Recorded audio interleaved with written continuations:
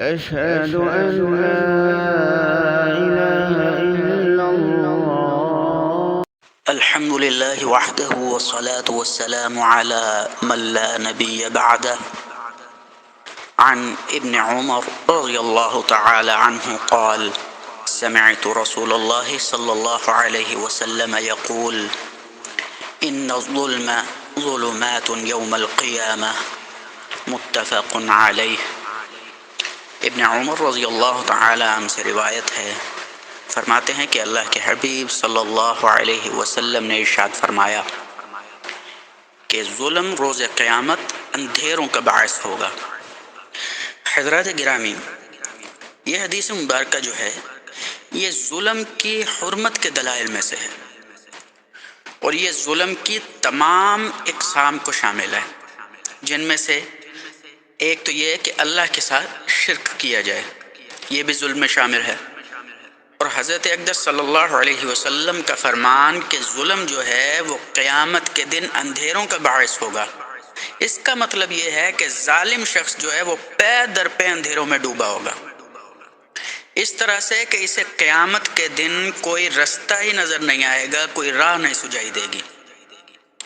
اور ایک دوسری حدیث مبارکہ میں جو کہ حضرت جابر رضی اللہ تعالی عنہ سے روایت ہے، فرماتے ہیں کہ اللہ کے نبی صلی اللہ علیہ وسلم نے فرمایا کہ ظلم کرنے سے بچو، کیونکہ ظلم جو ہے وہ روز قیامت تاریکیوں کا باعث ہوگا۔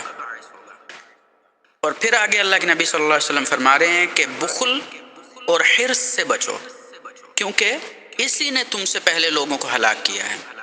تو حضرات گرامی، اس حدیث میں بخل سے باز رہنے کی تلقین کی گئی ہے، اور اس بات کا بیان ہے کہ جب کسی معاشرے میں بخل عام ہو جاتا ہے تو یہ ہلاکت اور بربادی کی علامت ہوتی ہے، کیونکہ یہ ظلم و ناانصافی اور جارحیت اور خون ریزی کے اسباب میں سے ہے۔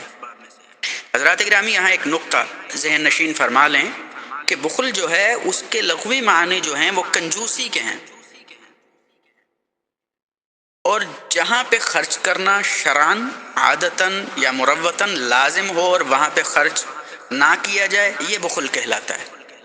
یا جس جگہ مال و اسباب خرچ کرنا ضروری ہو اور وہاں خرچ نہ کیا جائے، یہ بھی بخل کہلاتا ہے۔ اور اسی طرح سے حدیث مبارکہ میں بخل کے ساتھ ساتھ اسراف یعنی فضول خرچی کی بھی مذمت کی گئی ہے۔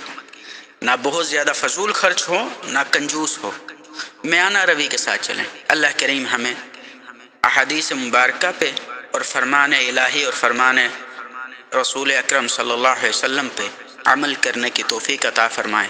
وصلی اللہ وسلم علی نبینا و مولانا محمد وعلی آلہ واصحابہ وبارک وسلم۔ والسلام علیکم ورحمۃ اللہ وبرکاتہ۔